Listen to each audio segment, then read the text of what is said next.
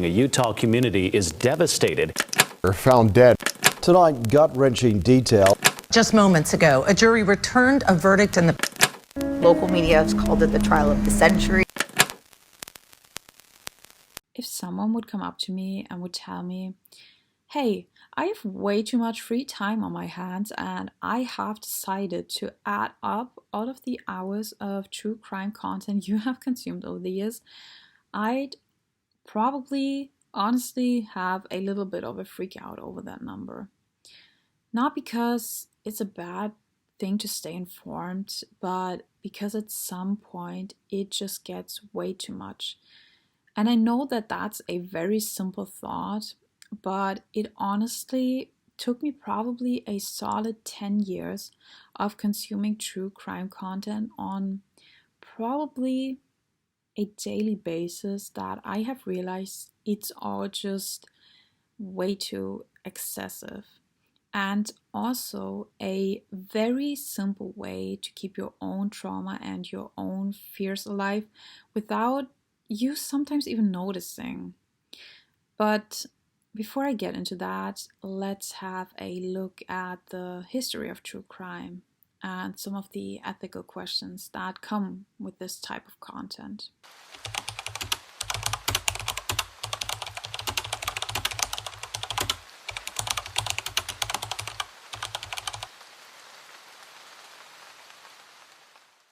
Some of the earliest true crime writing can be found in the early 1600s. Pamphlets and broadsheets were used to recount murders, executions, and courtroom confessions. They were deeply intertwined into religion, warning about sin, temptation, and social disorder. Those tellings were also supposed to be a way to teach a moral lesson. God's mercy didn't extend to those who were willing to commit crimes. When printed trial transcripts circulated, the public interest grew even more. In the 19th century, the rise of mass newspaper transformed crime reporting because murders and trials became serialized stories, which got shaped to build suspense. In the early 20th century, it was pushed even further into popular culture. Magazines, radio programs, and nonfiction dramatized violent crimes, often in exaggerated ways. When the forensic science became more advanced, more focus was being put on the investigation and the psychology behind the cases.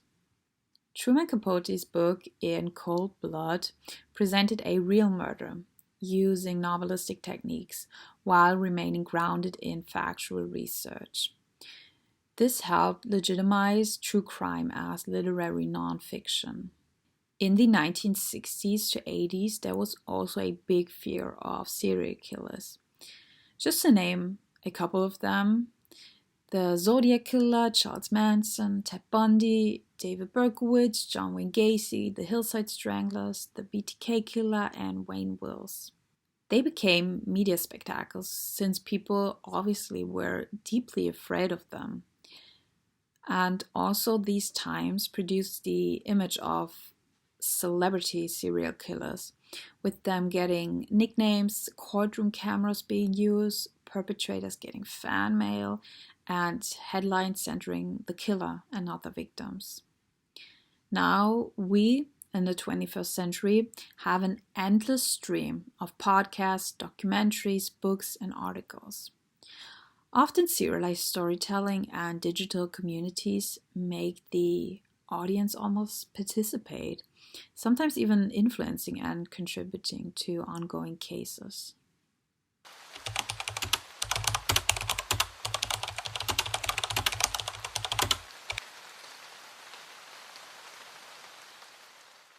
Sometimes when I watch a YouTube video or a documentary about a case, it feels like I'm watching a dramatized version of some fictional case where the characters are plainly being used as props or plot devices. But turns out it's always real people with real lives and real feelings. And while they lived through such horrible things, which most of us can't even imagine, Oftentimes the focus lays more on the killer than the actual harm being done. This could easily reopen wounds of the victims or the relatives. You tell the story, but they have to live with this every single day. I just ask myself if some of the people who report on the cases even stop to consider how everyone involved might feel. Also, most of them probably never choose to be a public figure. So, should private names even be named? Is it okay to analyze personal lives? Do the victims get a say? Do the families get a say? As we know with the internet, it's so simple to retell wrong stories or facts. There's always such a tight line between storytelling and the actual truth. So it's such an important matter to fact check the things that you go to retell. When stories go viral, it's so easy to do a great deal of harm to everyone involved. Imagine someone pulling the facts of your life story from probably some random website, retelling it in a YouTube video for millions of people to watch. There's always the narrative of the perfect victim. Does your mercy also extend to those who maybe haven't lived a perfect life, who've done questionable things, messed up in bad ways, lived a life which maybe you wouldn't agree with? Crimes against marginalized communities always get less attention. As I said, I have watched endless amounts of true crime content, and I'm going to be very real with you. If you'd ask me to name some cases I know of, probably the first ones I'm going to name all involve white, probably middle class victims. And this is so concerning because, just as an example, in 2024, Black individuals experience a homicide victimization rate at 21.3 per 100,000 people, more than 6 times higher than the rate for white individuals, which stood at 3.2 per 100,000. The US and Europe dominate the global news, and crimes from other places barely make the headlines. Latin America and the Caribbean house many of the world's highest rates by population. I could barely name you cases from there. Violence is oftentimes linked to deep social, economic, or political issues, which don't fit cleanly into the sensational crime story.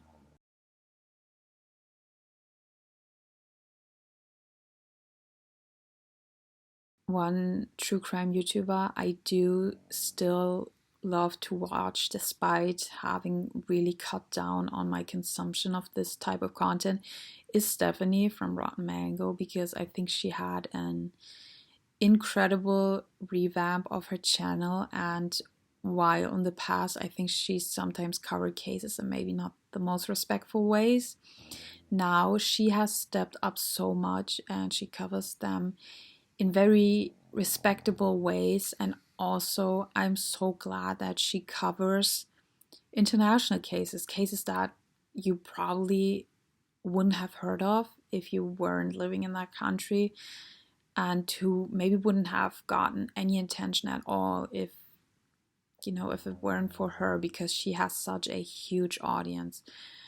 And I'm still glad to follow her and watch her content, because I think she's someone who does do a good job, and she has, I think, really understood the ethics behind all of this, and she's now taking it extremely serious. And as I said, I gladly follow her and I gladly watch all of her content and support her.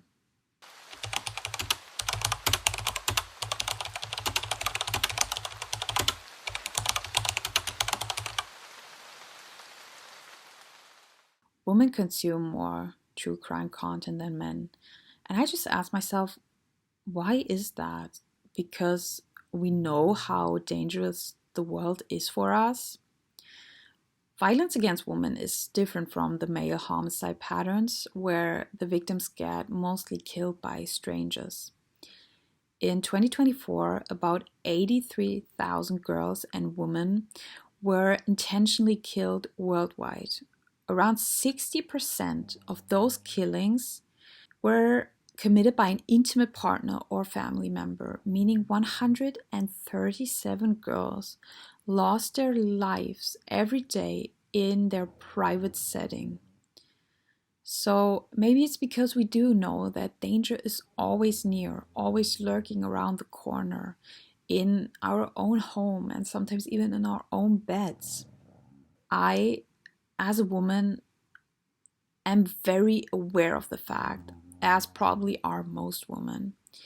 It's a known reality which we all feel very deeply, probably. But when we consume endless amounts of true crime, which does emphasize danger, predictability, and extreme events, we make the anxiety feel basically endless. I already feel unwell walking down the street in the dark, or let's be real, even at daytime, or basically any time there's a man near. I have my keys clutched in my hand most of the time, and I lock my car immediately when getting into it. This feeling has been with me since I was a little girl, and I will probably grow old with it. It's been there without the YouTube video on my screen, a podcast in my ears. Didn't need anyone to tell me about the cases without feeling paranoid already. But now it's even more extreme. When I go for a run, I think about the woman who got kidnapped while out jogging. When I step into a grocery store, I think about women who got taken after browsing the shelves for shower gel. There are so many people who lost their lives never expecting anything bad happening to them on that day, just going through their normal routines.